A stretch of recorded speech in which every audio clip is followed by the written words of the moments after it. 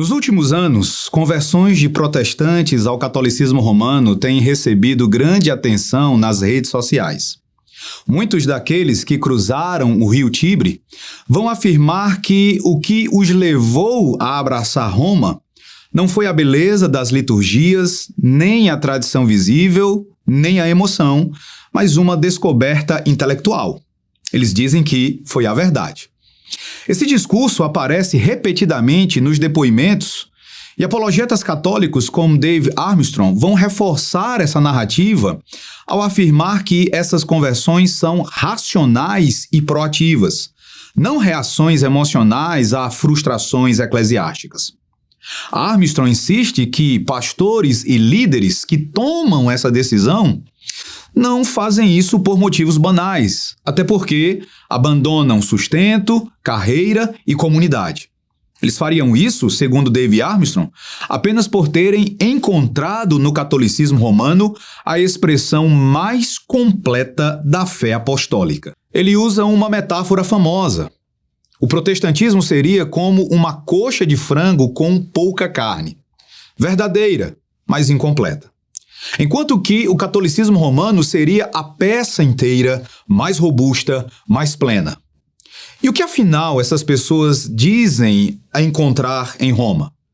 Armstrong vai mencionar uma moral mais estruturada, uma narrativa histórica mais contínua por meio do desenvolvimento doutrinário e elementos romanistas como a Eucaristia, o papado, a Mariologia e a comunhão dos santos, frequentemente ignorados em círculos evangélicos.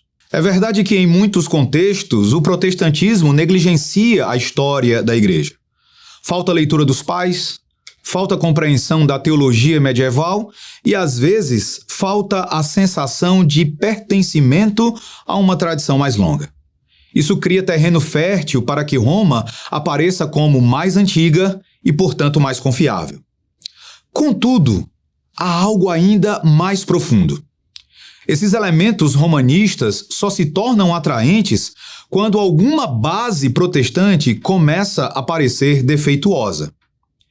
Esse foi exatamente o caso de Scott Hahn, um dos convertidos mais conhecidos e cujo testemunho se tornou referência mundial entre católicos.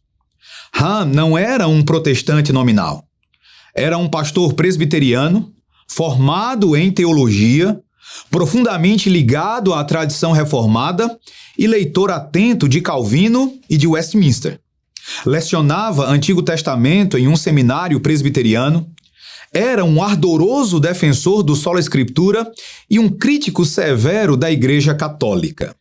A sua jornada de conversão, narrada no seu livro Roma, Doce Roma, em português Todos os Caminhos Levam a Roma, não começou com Maria, nem com o papado, nem com a Eucaristia. Começou quando ele, estudando hermenêutica e teologia bíblica, passou a desconfiar que a doutrina do Sola Escritura, da forma como ele a entendia, não se sustentava. Ele não abandonou o Sola Escritura histórico. Ele nunca o compreendeu plenamente. Começou a seguir uma versão individualista dessa doutrina, típica do evangelicalismo americano, e quando essa caricatura entrou em crise, todo o edifício caiu. O mesmo padrão aparece em John Henry Newman. Em todos os casos, o primeiro ponto que ruiu não foi uma doutrina protestante, mas uma compreensão frágil de uma doutrina protestante. Outro fator que precisa ser destacado é o caráter triunfalista com que apologetas católicos divulgam essas conversões. Muitos protestantes sinceros, vendo vídeos e testemunhos, começam a acreditar que há um movimento histórico, quase um êxodo para Roma. Mas essa impressão não corresponde aos fatos. Primeiro, não é algo novo, porque desde o século XVI existem casos de pessoas que aderiram à Reforma e mais tarde retornaram ao catolicismo romano. Francisco de Sales, entre 1602 e 1622, influenciou muitas pessoas a isso. Católicos pitorescamente vão falar em 40 mil retornos, embora a história seja bem mais modesta. Segundo, isso não é exclusivo, porque a quantidade de católicos que se convertem ao protestantismo ainda é consideravelmente maior do que o movimento inverso. E não se trata apenas de leigos simples, como os apologetas católicos gostam de dizer. Há sacerdotes, professores, religiosos de longa formação que deixaram Roma profundamente conscientes do que estavam deixando. Um autor chamado Richard Bennett, por exemplo, um ex-sacerdote dominicano, reuniu o testemunho de 50 padres e freiras que abandonaram o sacerdócio por convicção bíblica. Um exemplo interessante é o do ex-padre Adrian Giurca, que após 15 anos como sacerdote na Itália, tornou-se pastor luterano confessional. Aqui no Brasil, nós temos as histórias de José Manuel da Conceição e Aníbal Pereira dos Reis, que são dois exemplos históricos importantes de conversões de clérigos formados que deixaram Roma por convicção. Então, por que a impressão de que todo mundo está indo para o catolicismo? Porque existe uma máquina de propaganda católica altamente eficiente. Cada conversão é amplificada. Vídeos, lives, entrevistas, cortes, reels, podcasts. O ecossistema digital católico é muito preparado para a divulgação, e divulgação constante vai criar a sensação de um fenômeno, mesmo quando não há crescimento real proporcional. A assimetria não está no número de conversões, mas na visibilidade delas. Diante disso, a pergunta inevitável é: o que fazer com esse fenômeno? Como preparar nossa igreja para enfrentá-lo? A resposta não está em hostilidade nem em debates intermináveis, mas em formação. Em primeiro lugar, precisamos aprender a reconhecer que muitas conversões não começam com teologia romana, mas com lacunas na formação protestante. Quando alguém passa meses consumindo canais católicos, repetindo críticas ao protestantismo e expressando dúvidas sobre a autoridade das Escrituras, é quase certo que não se trata de um interesse casual, mas de um processo de deslocamento. Em segundo lugar, é essencial fortalecer o ensino bíblico e histórico da igreja. Muitos protestantes nunca estudaram o Sola Escritura em sua forma correta, nem sabem por que a autoridade final da igreja está na Escritura.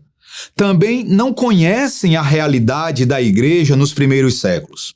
A patrística, em vez de uma ameaça, é nossa aliada, desde que seja ensinada dentro do seu contexto. Além disso, é preciso desarmar algumas narrativas romanistas com informações claras e simples. A unidade católica não é real, é apenas institucional e frequentemente conflituosa por dentro. A igreja dos primeiros séculos não tinha papado, não tinha mariologia dogmática e não entendia a Eucaristia como Roma hoje a entende. A infalibilidade papal é uma doutrina tardia do século XIX. O cânon bíblico não foi definido pelo magistério, foi apenas reconhecido pela igreja muito antes. Muitas pessoas caem em Roma porque nunca ouviram essas coisas explicadas de forma clara e bíblica. Finalmente, é importante perceber que muitas conversões não são movidas por teologia, mas por carências espirituais. Cansaço com igrejas superficiais, cansaço com um culto sem reverência, com uma liturgia sem beleza, com falta de consistência doutrinária, pregação rasa e ausência de comunidade.